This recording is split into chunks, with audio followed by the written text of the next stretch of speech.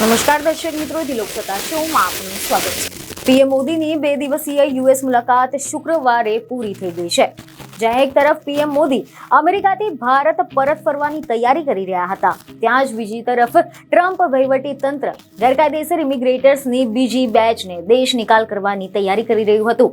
જે અંતર્ગત સમાચાર એવા મળી રહ્યા છે કે આ કન્સાઇનમેન્ટ અંતર્ગત અમેરિકામાં ગેરકાયદેસર રહેતા વધુ 119 જેટલા ભારતીયોને બીજું વિમાન શનિવારે રાત્રે લગભગ 11:40 કલાકે અમૃતસરના એરપોર્ટ પર ઉતર્યું હતું। અમેરિકામાં ગેરકાયદેસર રહેતા લોકોને ભારત લાવવા માટેનું બીજું વિમાન અમૃતસર પહોંચી ગયું હતું અને હવે રવિવારે એટલે કે આજે ત્રીજું વિમાન પણ વધુ કેટલાક ભારતીયોને લઈને પહોંચે તેવી પણ ખબરો સામે આવી છે।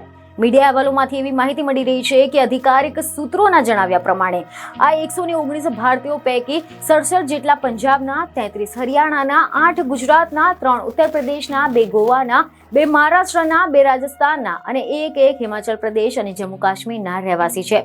અને ડિપોર્ટ કરાયેલા 8 જે ગુજરાતવાસીઓ છે તેઓને એક ખાનગી પ્લેન મારફતે આજે અમદાવાદમાં લાવવામાં આવ્યા છે। અહેવાલ એવા મળી રહ્યા છે કે એરપોર્ટની અંદર સૌપ્રથમ આ બધા જ લોકોના દસ્તાવેજો તપાસવામાં આવ્યા અને આની સાથે એ પણ જોવામાં આવ્યું કે કોઈનો કોઈ ગુનાહિત રેકોર્ડ છે કે નહીં, અને બધી જ ઔપચારિકતાઓ પૂર્ણ કર્યા પછી તેમને તેમના પરિવારને સોંપવામાં આવ્યા। અને હવે અમેરિકાથી આજે ત્રીજું વિમાન 150થી વધુ ગેરકાયદેસર ભારતીય ઇમિગ્રેટર્સને લઈને અમૃતસર પહોંચશે તેવા પણ અહેવાલો વહેતા થયા છે।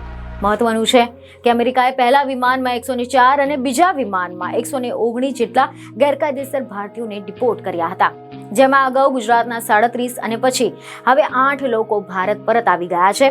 તો બીજી તરફ અહેવાલ એવા મળી રહ્યા છે કે પંજાબના મુખ્યમંત્રી ભગવંત માને અમૃતસર એરપોર્ટ પર ભારતીય સ્થળાંતર કરનાર અમેરિકન વિમાનોના ઉતરાણ અંગે કેન્દ્ર સરકાર પર કેટલાક શાબ્દિક પ્રહાર કર્યા હતા। તેમણે જણાવ્યું કે પવિત્ર શહેર અમૃતસરને બદનામ કરવામાં આવી રહ્યું છે।